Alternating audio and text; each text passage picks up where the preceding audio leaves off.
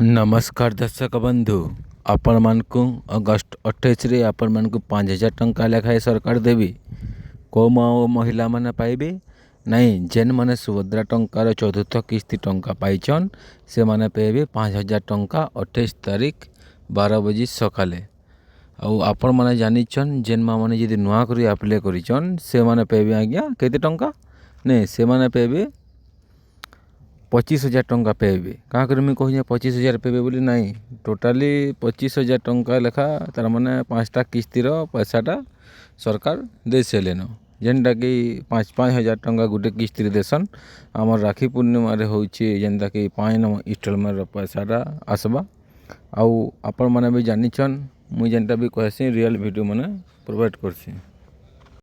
28 तारीख दिन आपण माने सकाल 12टारे आपण मानकर टंकाटा सरकार ट्रांसफर करबे डीपीटी जरिया रे। डीपीटी रो फुल फॉर्म है डायरेक्ट बेनिफिट ट्रांसफर आपण मानकर अकाउंट के डायरेक्ट बेनिफिट ट्रांसफर करबे सरकार।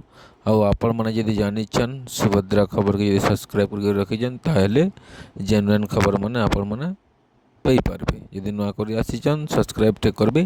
एतकी छोटिया इनफॉरमेशन रखुचे आज्ञा। जुहार।